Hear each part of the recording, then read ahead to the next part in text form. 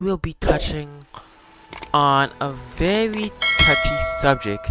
Dune. Is Dune pro-choice or pro-life? Now, this idea of this video came to me when I was watching Dune Prophecy, and Vala and Tuvla were talking to each other, and they were like, "Yo, should I have this baby?"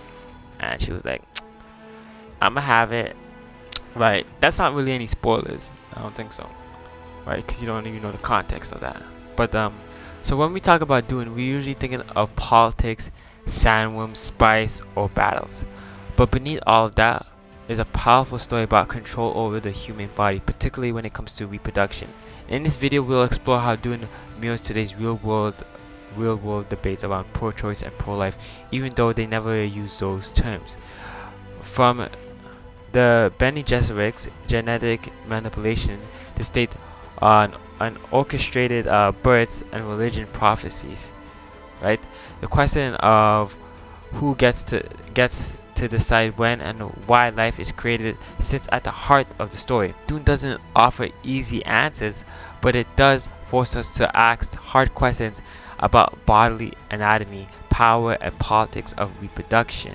The Bene Gesserit are a secretive and powerful sisterhood who control reproduction as a means of shaping the future. Through carefully planned breeding programs, they decide who should have children, when, and even the gender of those children, all to create the prophesied super being called the Chosen One of Dune, Paul Atreides, right? For the Bene Gesserit, reproduction isn't a personal choice, it's a political tool. Women's bodies become vessels for a larger agenda, stripping them of autonomy. This echoes real-world fears on how reproduction rights can be overridden by religious and political forces, turning that very act of childbirth into an exercise of control rather than freedom. Despite the Bene Gesserit's strict control, Dune shows moments of powerful rebellion where women reclaim their reproductive choices. Lady Jessica's decision to bear a son instead of the daughter she was ordered to have breaks centuries of genetic planning and changes the course of history. Similarly, in Dune Prophecy, Vala Harkonnen asks her sister Tula Harkonnen, "Do you want the child? Do you want to keep the child?" Something along these lines. A rare moment in the Dune universe where a woman's personal choice takes priority over political and religious agendas. These moments highlight the importance of bodily anatomy and consistent in the world where reproduction is often dictated by others. They show that even within the present system, the act of choosing can be revolutionary. In Dune, the birth is rarely a private or personal event. It is often a calculated move in a larger political religious game. Children like Paul Atreides, Aliyah, and Leto II are born not just as individuals, but as parts of elaborate plans designed by powerful groups such as the Bene Gesserits or ruling houses.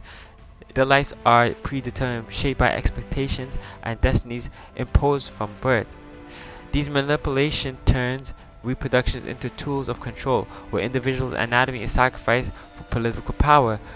The story warns about the dangers of allowing institutions to dictate the most intimate aspects of life, reminding us that when reproduction is weaponized, freedom is lost. Dune doesn't fit neatly into a modern pro-life or pro-choice categories, but it offers powerful critique on who controls reproductive decisions. Rather than taking a direct stance on abortion, the story focuses on consequences when reproduction is controlled by politics, religion, or ideology instead of the individual. The narrative shows that removing personal choice around birth, whether by force or forbidding it, turns life into a tool for others' agendas. Ultimately, Dune warns that the real danger isn't about being pro-life or pro-choice, but about losing the freedom to decide oneself what to do with one's own body. So, for my choice, from my perspective, I think Dune is more pro-choice. Like, underlyingly more pro-choice, right? I mean, everything they're doing is like what the sisterhood is doing, the Bene Gesserit is doing is like kind of like eugenics, but like I feel like the undertone is like pro-choice. This is like my take on it, really. This is how I'm feeling. And if you look at it, I mean, anybody can really look at it and come up with whatever you want, but I'm feeling it's pro-choice. Thank you for watching. Once again, you know, I was thinking about this idea for this video when I was watching Dune, philosophy, prophecy, and either were like, yeah, Tula was like, yeah, I'm gonna keep the child, and you know, not any spoilers, but what happens next, but you know, kind of a big deal, right? So I'd like to hear your thoughts on, you know, is Dune pro-choice or pro-life, or where do you think Dune is on this, right? You know, so for my, you know, years of being a anime consultant and an average movie review watcher, you know, this is a very interesting topic to discuss.